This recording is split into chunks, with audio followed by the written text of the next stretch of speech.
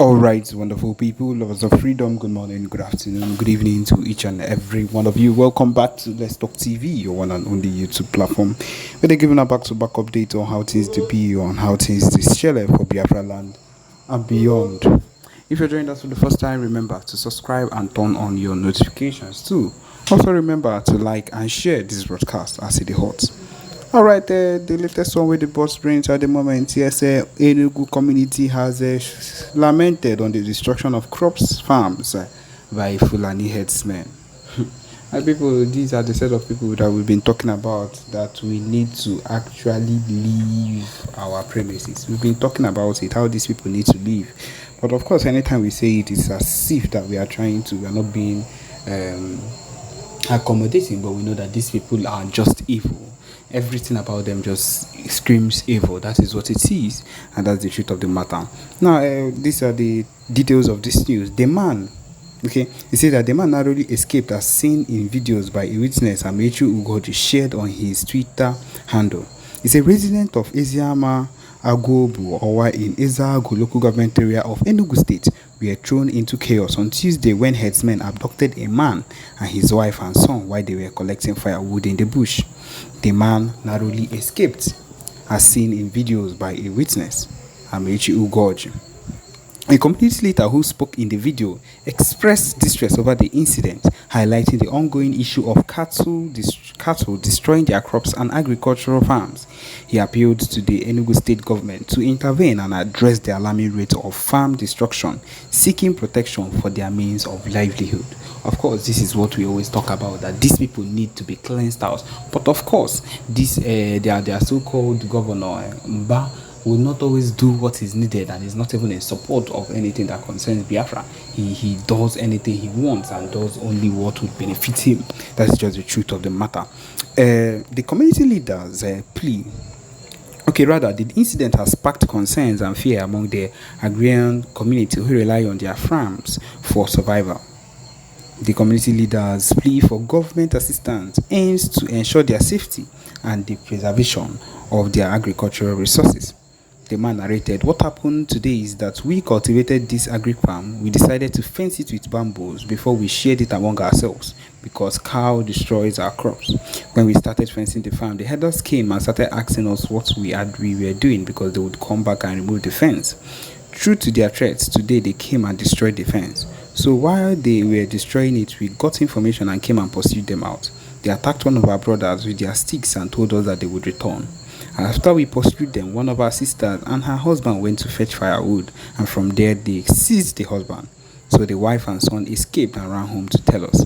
Also narrating how he miraculously escaped being slaughtered, the victim said that they were accused of killing their cow, a charge he vehemently denied. Of course, our dog came, my wife and son escaped and came to make a report that I was seized by Fulani headsmen inside the bush.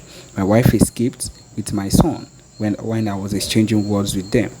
Asked them, "Will you kill me and kill my wife? For what offense?" At that point, I didn't know that my family had already escaped to come home and give information on how to rescue me. When the herders discovered that my family had escaped, they apparently sensing danger, they released me. When they released, I was calling my wife and my son, but they were nowhere to be found. That was when I knew that they had escaped.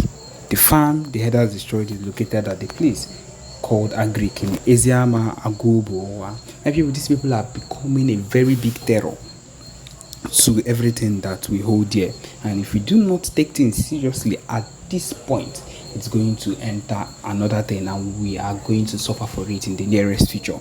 And that is why we need to do something about it now. And that is why the PM keeps on saying a whole lot of things concerning this set of people, these Fulani people. They are not people you should even be living with or eat with or stay in the same vicinity with, because one day they can decide to wake up and kill you, and their plan, which is and has always been, is to take over everywhere, is to colonize and just to take lands. That is what their aim is, and we will not let them do this. This is not, our land is not for the taking. That is why the Biafra Liberation Army is on a mission to make sure they are cleansed from our land. That is the truth of the matter. We are not going to let them just wake up one day and decide to enter our land to do what they want. No, We are not going to let that. My people, that is just the truth of the matter. We can continue to that this particular thing was a lie and that we did not lose up to this amount of soldiers. He has exposed them properly. That we did not lose up to those soldiers, because that is what they normally do. They wake up in the morning and they feel, hey, we can do this, we can do that, we can expose, we can wake up in the morning and expose or talk about anything we want to say, because they are in charge of the media. Of course, that is what they will do. That is what they will do. Right now, we are still getting more talks concerning how they gone down some the Biafran army, or the Nigerian soldiers gone down a set of Biafran soldiers. All lies. There are a lot of things people see on social media today, and people begin to think that maybe this thing is true against us. It is 99.9%, if not 100% of those lies, of those news, is not true. It's not true. My people, look at the latest one that I'm seeing right now that is part of completely that lie. It said troops destroy IPOB ESN command headquarters. And then there's a picture of a whole lot of ammunition, phones, so many other things that they kept here, saying that they were the ones. And they say that they cleared, in quotes, and destroyed an alleged supreme headquarters. It's not possible. They are not capable of doing that.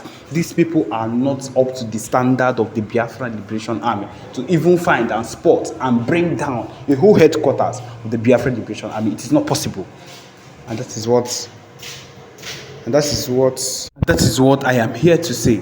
None of it is possible. This propaganda has gone on a whole lot of time, and thank God the PM has come out and declared that this particular talk, this particular issue that he's saying right now, or this particular talk concerning us not having enough ammunition or whatever it is not possible. They are not able to contain us. They cannot contain what we are able to do.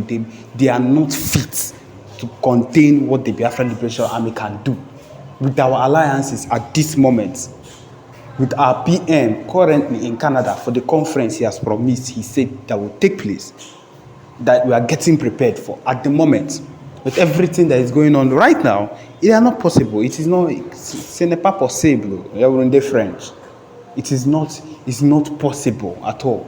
And so, my people, I want to let you know that a whole lot of news you pick out from out there concerning anything concerning the IPOB.